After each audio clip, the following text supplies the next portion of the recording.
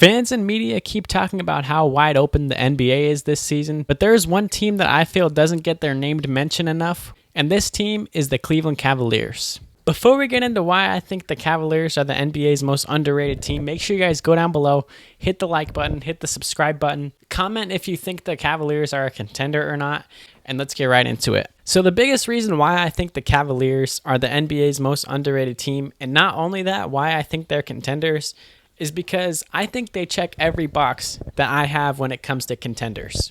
Number one, they have a top 10 offense. To be a contender, in my book, in my criteria, you have to at the very least have a top 10 offense, and they do. Not only that, they also have a top 10 defense. Not just the top 10 defense, they have the best defense in the NBA with a 110 defensive rating, and also they only give up 106 points per game to the other team, which is by far and away the best in the NBA. Not only that, but there is only 3 teams in the NBA this season that have both a top 10 defense and a top 10 offense. That is obviously the Cavaliers, but the 76ers and the Celtics. So they are in a company of only 2 other teams when it comes to how many teams have a top 10 defense and a top 10 offense. But not only that, they have one go-to guy when it comes down the stretch in a big game or in the playoffs, and that's Donovan Mitchell. Donovan Mitchell is a proven playoff performer, and he has been great this season. He's been super efficient. He's been shooting the ball really well, getting others involved, and he's fit in seamlessly in this transition on his first year on the Cavs. Him and Darius Garland have fit together perfectly, and I really like that backcourt that they have. I think they're versatile, they're smart. Obviously, they're small, but Darius Garland is a very good playmaker. He's a very good shooter.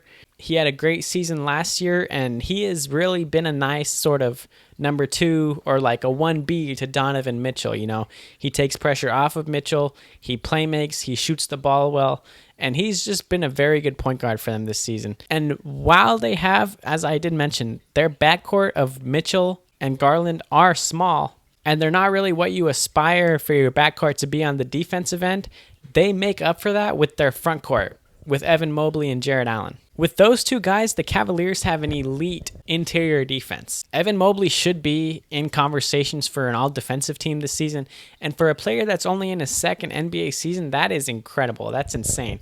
And so while they have that small dynamic duo in the backcourt with Garland and Mitchell, you have the twin towers back there towards the rim in the front court with Mobley and Allen, and they also complement each other very nicely. And Mobley has taken a very good second-year leap. Not only that, but they also check another box, which is the depth. They have very good depth on this team. A guy like Dean Wade can come in and shoot the ball very well from 3. A guy like Jetty Osman can come in off the bench and shoot the ball well from 3 again. You have a guy like Lamar Stevens who comes in and does a lot of the dirty work. You know, Lamar Stevens, he'll dive on the floor for a ball. He'll play the dirty work role. And a huge guy in their rotation, although he is inconsistent at times, Karis LeVert as their 6th man is very impactful when he's on his game. When Karis LeVert is on his game, oh my gosh, you better look out, because that man is either dropping 30 or he's dropping 7. But the days that he's dropping 30, you better watch out, because you are not beating the Cavs that day. You are not beating the Cavs that day if Karis LeVert is on his game that day. And when he's on, he is hot and cold, I will say that. But when he's on, he's a very good scorer. He's not doing much else, but he's scoring the ball. And from a 6th man who you kind of want to come in and, you know, be a spark plug, come in and get the game going for himself and shoot the ball, Karis LeVert does that exceptionally well. But my favorite player on this team, a guy on this team who's arguably my favorite player and a guy who I think is going to be key down the stretch for this team, is Ricky Rubio. Ricky Rubio missed a lot of the season. He came back in January, but he's been great. And for a young team, if I'm not mistaken, the Cavaliers have the youngest starting lineup in all of the NBA. And for a young team like this, a veteran presence like Ricky Rubio, a smart basketball player to come in, control the game, slow the game down, get everybody involved. You know, Rubio is an exceptionally smart player, and he knows, you know, where Evan Mobley's going to want the ball. He knows how to get Jarrett Allen involved in a pick and roll. He knows where to get Donovan Mitchell the ball for him to be the best player that he can be. Very good. And I think in the playoffs down the stretch, he's going to have some big moments for them. Maybe not scoring-wise, but just being able to manage the game and keep everything intact and everything moving well. You know, he's a very good, like, the oil to the machine is Ricky Rubio. And a guy who I think is arguably the X factor for this team is Isaac Okoro. Now, I'm a big Isaac Okoro guy. When he was coming out of the draft, I think 2 or 3 years ago, it was 2020, I believe. I was a big Isaac Okoro guy because we knew when he got to the NBA, he was going to be very good on the defensive end of the ball, and that has held up. He is very good on the defensive end of the ball, but the biggest question mark, the biggest question mark about Isaac Okoro's game was going to be his offensive game.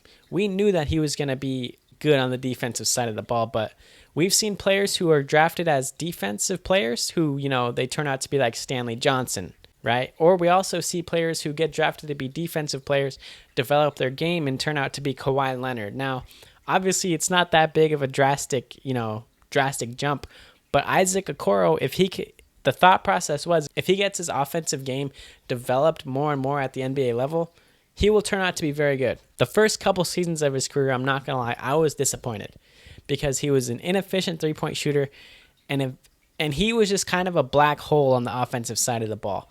But this season, which is what I love to see, this season he has turned that around. And since the turn of the calendar year, since January 1st, which is a pivotal stretch from then to now in the season, Isaac Okoro is shooting 44% from the three-point line.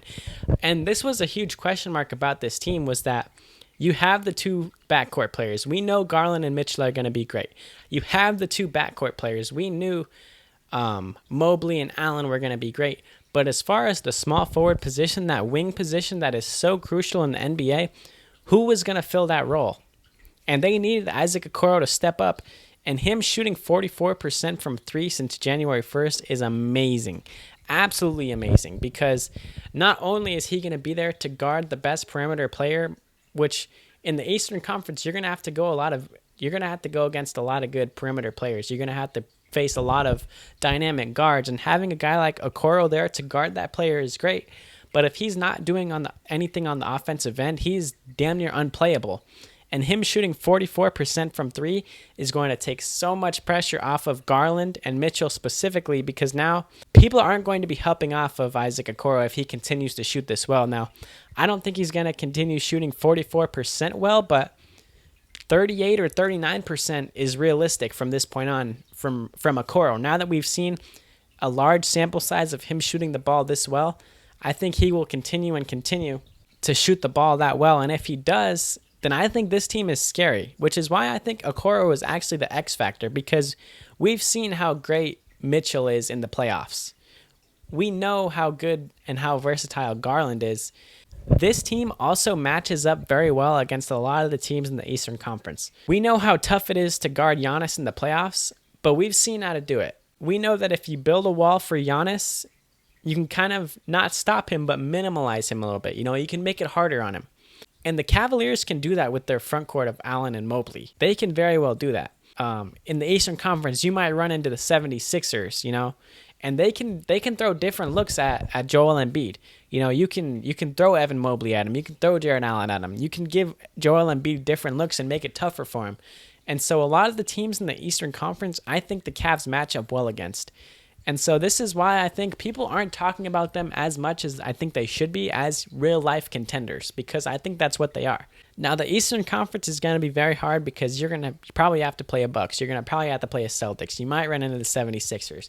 So it's going to be hard for them to make a run, but I'm not saying they're my favorite. That's not at all what I'm saying, but I think they are very underrated, and I think they are actually contenders. But that's going to be it for today's video, ladies and gentlemen. Go down below. Let me know in the comments what you think. Let me know if you think that they're contenders, if you think how far do you think they're going to go in the playoffs? That's a good question to ask. Leave a like and subscribe to the channel if you want more basketball content just like this. I love you guys, and I'm out of here.